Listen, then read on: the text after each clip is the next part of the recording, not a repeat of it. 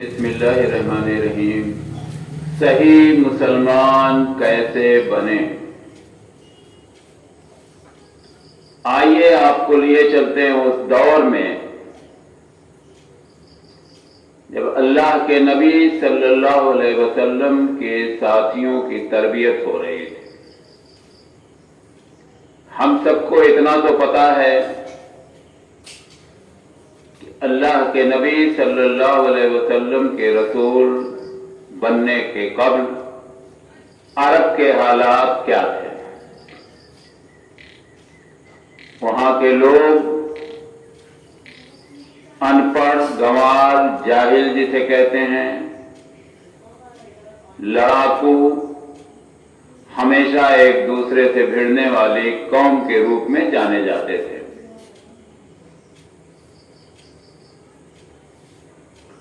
اللہ کے نبی صلی اللہ علیہ وسلم کو اللہ تبارک تعالیٰ نے ایسی قوم کے بیچ پیدا کیا جہاں کی چاروں طرف کا ماحول قریب قریب اسی طرح کا تھا، اور جب یہی قوم اسلام آنے کے بعد، اللہ کے نبی صلی اللہ علیہ وسلم کی تبلیغ کے بعد اسلام سے متاثر ہوتی ہے، تو پھر اتنی تیزی سے بدلاؤ آنا ان کے اندر شروع ہوتا ہے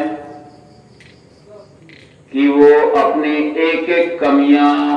ایک ایک کر کے ختم کرتے جاتے ہیں، اور جو بھی اسلام کے گولڈن قانون تھے، جو سنہرے قانون تھے، ان کو وہ اپناتے جا رہے تھے۔ نتیجہ یہ ہوا کہ جو قوم اللہ کے نبی صلی اللہ علیہ وسلم کے پہلے جاہل، گنوار اور اجڑ گنی جاتی تھی، لڑاکو گنی جاتی تھی، ایک دوسرے کے دشمن گنے جاتے تھے، اللہ تبارک تعالیٰ نے انہیں ان کے دلوں کو اس طرح سے پلٹ دیا کہ وہ ایک دوسرے کے عزیز دوست بن گئے۔ یہ تبدیلی کچھ ہی دنوں کے ساتھ کی وجہ سے تھی،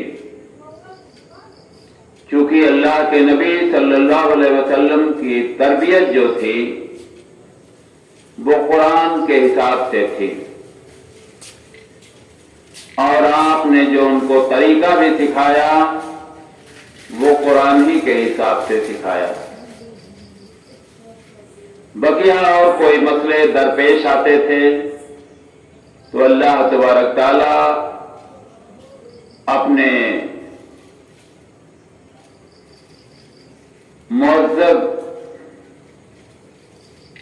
فرشتہ جسے جبرائیل علیہ السلام کے نام سے عام مسلمان جانتا ہے، ان سے اس کا جواب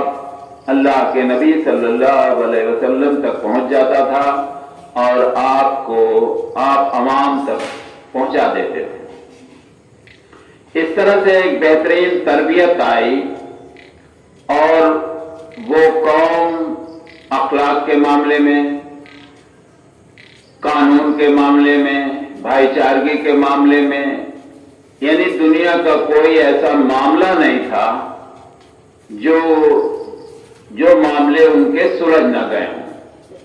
اور اگر کسی بات کو لے کر کسی طرح کا اختلاف پیدا ہو جاتا تھا تو اسے قرآن و سنت کی روشنی میں وہ آسانی سے حل کر لیتے تھے، اس لیے کہ سب کی نیتیں صرف یہ رہتی تھی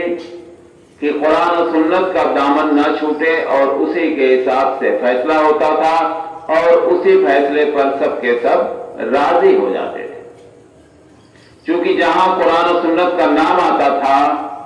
وہاں سارے کے سارے لوگ خاموش ہو جاتے تھے، اس لیے کہ اس کے بعد کوئی بات بچتی نہیں ہے، کوئی کسوٹی بچتی نہیں ہے، کوئی راستہ دکھائی نہیں دے رہا تھا، اور اسی وجہ سے اللہ تبارک تعالیٰ کو ان کا یہ عمل، ان کی یہ ٹریننگ اتنی پسند آئی کہ صحابہ کرام کے ہر عمل کو نبی صلی اللہ علیہ وسلم کے خاص عمل کے ساتھ جوڑ دیا گیا، اور آپ کے بتائے ہوئے راستے یا صحابہ کرام نے جس پر عمل کیا ہو اس کے خلاف اگر کوئی راستہ دوسرا نکلا تو اس کو بدعت قرار دے دیا گیا، اور ہر بدعت کو نبی صلی اللہ علیہ وسلم نے گمراہی کہہ دیا، اور ہر گمراہی دوزخ کی طرف لے جانے والی بتا دیا۔ یعنی صحابہ کرام کا ہر عمل دین کا مقام و مرتبہ رکھتے ہیں، اس لیے کہ آپ لوگوں نے اپنی طرف سے کہیں بھی ایک الفاظ کا اضافہ دین میں نہیں کیا تھا۔ جتنا نبی صلی اللہ علیہ وسلم اور جس طرح نبی صلی اللہ علیہ وسلم آپ کو بتاتے تھے، لوگ اسی پر عمل کرتے تھے۔ آج کی طرح کے مسلمان نہیں تھے، وہ سچے مسلمان تھے، ان کے اندر واقعی اللہ کا خوف تھا، ان کے اندر واقعی آخرت کی فکر تھی، اور ہم کو اللہ کے خوف کی جگہ، آخرت کے فکر کی جگہ اپنے اپنے مسلکوں کی فکر۔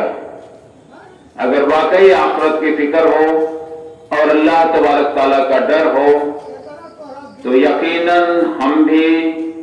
سچے مسلمان بن سکتے ہیں۔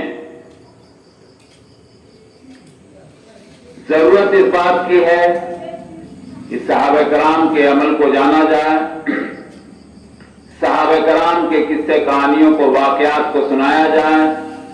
ان کی زندگیوں کو لوگوں کے سامنے رکھا جائے۔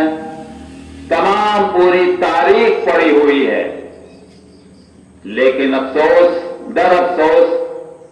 کہ صحابہ کرام کے قصوں کو سنانے کے لیے، قرآن کے واقعات کو سنانے کے لیے ہمارے رہنماؤں کے پاس وقت نہیں ہے، یا ہو سکتا آپ یہ بھی کہہ سکتے ہیں جانکاری بھی نہیں۔ ان کو صرف بزرگوں کے قصے کہانی جس میں سچ اور جھوٹ کی دنیا بھر کی ملاوٹ ہے، اسی کو دین سمجھ کر نہ جانے کب سے سناتے جا رہے ہیں، اور کب تک سناتے جائیں گے یہ اللہ ہی بہتر جانتا ہے، جس کا نتیجہ یہ ہوا کہ ہم آج تک سچے اور اچھے مسلمان نہیں بن سکے۔ السلام علیکم ورحمۃ اللہ وبرکاتہ۔